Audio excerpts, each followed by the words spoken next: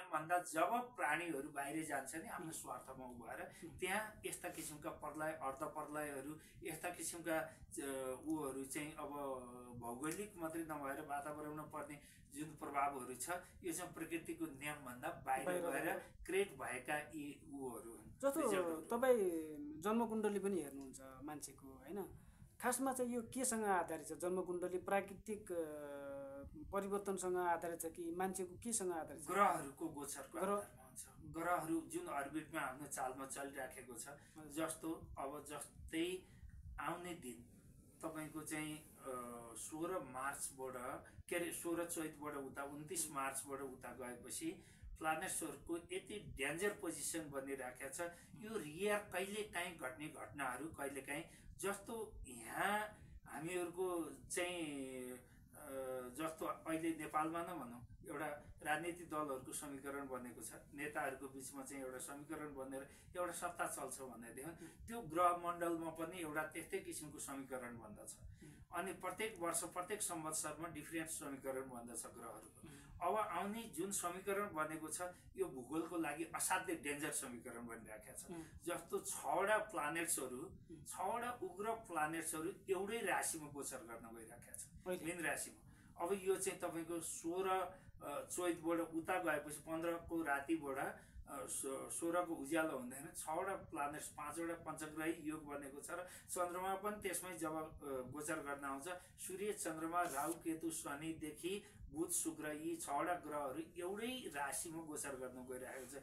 यो भनेको प्रलयको सङ्केत हो, यो भनेको विनाशको सङ्केत हो, यो भनेको दैवी विपत्ताको निकट नै छ कि त्यो? यो धेरै धेरै इट्स भेरी क्लोज, नजिकै छ। यसले चाहिँ छत्रभङ्ग गराउँछ अनि राज्य विद्रोह हुन्छ। राज्यमा ठुलो किसिमको सेना सडकमा उत्रिनु पर्ने स्थिति अब तुरुन्तै छ। राजनीतिक भाइलेसन एकदमै हुन्छ, पब्लिक भाइलेसन हुन्छ। अनि त्यसमा मेन मेड क्राइसिसहरू क्लाइमेटिजहरू आउँछ, दैवीय नेचुरल क्लाइमेटिजहरू पनि आउँछ। त्यो विश्वभरि कि नेपालमा मात्र?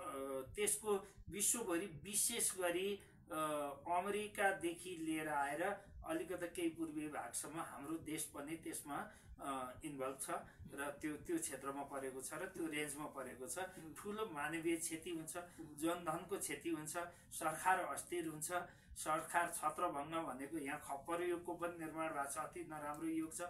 जस्तो 72 सालमा खप्पर युग बनेको थियो अनि त्यस्तै गरेर अहिले अर्को एउटा खप्पर युग भन्ने बनेको छ। अनि प्रत्येक 10 वर्षमा सौर्यमण्डलमा एउटा यस्तो किसिमको गठन हुन्छ, यस्तो किसिमको संयोग बन्दछ। प्रत्येक 10 वर्षमा एउटा चेन्जिङ हुन्छ। त्यही गरेर अब अहिले जुन 10 वर्ष सुरु हुँदैछ 72 टु 82 को जुन सुरुवात हुँदैछ, अब यसमा चाहिँ एउटा त्यो किसिमको एउटा त्यो गठबन्धनको सुरुवाती हो कि अन्त्य हो? खास त्यो गठबन्धन अब त्यो प्लानेट्सहरूको गठबन्धन सधैँ त रहँदैन। उनीहरू चाहिँ एउटा प्लेटफर्ममा जम्मा भएका छन्। अहिले उनीहरूको चाहिँ त्यो गोचर त्यसरी भइराखेको छ भने त्यहाँबाट एउटा निस्किन्छ, एउटा अलिकति अगाडि निस्किन्छ, एउटा आफ्नो आफ्नो किसिमको गतिमा त जान्छन्। तर त्यसले सिर्जना चाहिँ के गरेको छ भनेदेखि अस्थिरताको सिर्जना गरेको छ, विनाशको सिर्जना गरेको छ, दैवीय विपत्तिहरूको सिर्जना गर्दैछ त्यसले।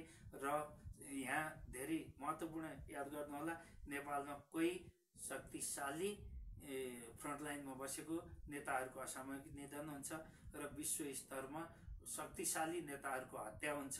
अनि त्यसपछि 2082 आउँदै गरेको 2082 एउटा ओल्ड अर्डर नै चेन्ज गर्छ र यसले विश्वको समीकरणलाई बदलेर छोडिदिन्छ, बदलिन्छ। जस्तो गुरु अब तपाईँको हामीले भविष्यवाणीको उसमा हामी प्रवेश गऱ्यौँ होइन, थोरै तपाईँले बताइदिनु भयो केही कुराहरू प्राकृतिक रूपमा